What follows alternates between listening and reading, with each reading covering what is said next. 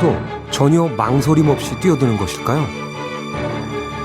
아무 생각 없이 진짜 내렸어요. 아무 생각도 안 났다고요. 그냥 무조건 들어가고. 구해야 되겠다. 딴 생각 없어요.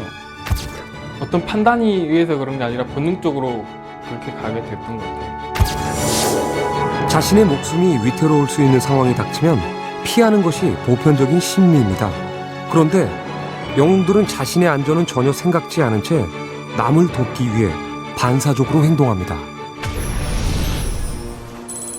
지난 4월 한 경찰관의 연결식이 치러졌습니다.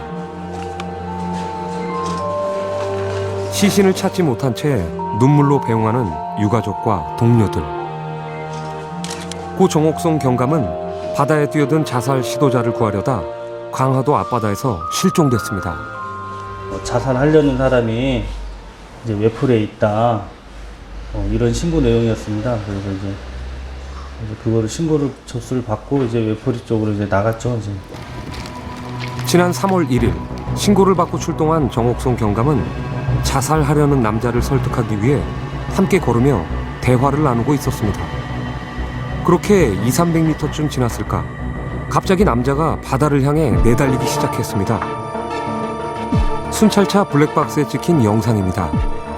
정옥성 경감은 그를 붙잡으려고 쫓아갔는데요. 한 남자가 바다에 뛰어들자 뒤쫓아가던 정옥성 경감이 주저없이 몸을 던집니다.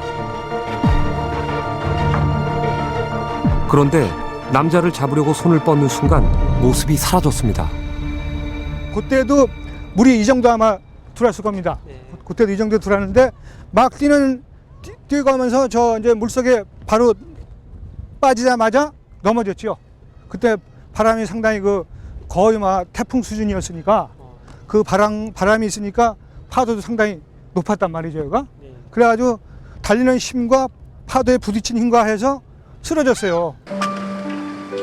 강화도에서 10년 넘게 근무한 정옥성 경감은 3월의 밤바다가 얼마나 위험한지 잘 알고 있습니다. 하지만 그는 1초도 머뭇거리지 않았습니다. 그래서 웬만한 사람 같으면은 한 번 넘어졌을 때 포기도 할 수 있었을 텐데 정옥성 경감 같은 경우는 일말의 주저도 없이 바로 일어나서 바로 또 찾으려고 하다가 바로 또 그냥 휩쓸렸죠. 정옥성 경감이 실종된 직후부터 경찰은 대대적인 수색 작업을 벌였지만 끝내 그는 발견되지 않았습니다. 그렇게 계절이 바뀌고 인천 강화경찰서에서는 흉상 제막식이 거행됐습니다. 정옥성 경감의 숭고한 희생정신을 영원히 기억하기 위해서입니다. 아빠가 아침에 학교에 데려다 주실 때가 정말 좋았어요.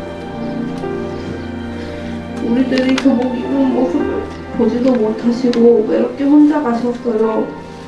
우리 곁을 떠나서 걱정이 돼요. 그가 떠난 지 여러 달이 흘렀지만 아직도 마르지 않는 눈물. 그리움은 나날이 더 깊어만 갑니다. 너무 보고 싶어요.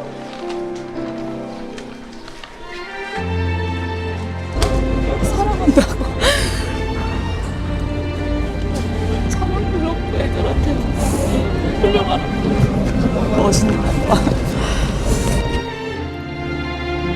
우리 시대의 진정한 경찰관으로 책임과 사명을 다하고자 했던 고 정옥성 경감. 동료들은 그의 마지막 순간을 결코 잊을 수가 없습니다. 이 지금 일이 발생한 것도 그 사람을 구하기 위해서 이렇게 그건 어떤 그런 반사적인 그런 책임감 때문에 나타나는 거거든요. 누구나 그걸 갖다가 뭐 먼저 나의 위안을 생각한다면 그런 행동이 나올 수가 없잖아요.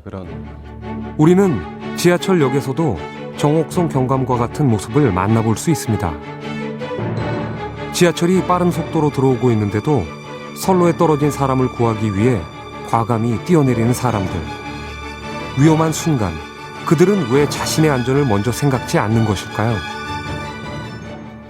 우리는 영웅들에게 다음과 같은 질문을 던졌습니다. 당신은 2명의 아이 중 1명의 아이를 제물로 바쳐야 합니다. 한 아이를 선택하지 않으면 두 아이를 모두 제물로 데려간다고 합니다. 두 아이 모두 제물로 데려가는 것을 막기 위해 한 아이를 제물로 바치는 것이 적절한가요?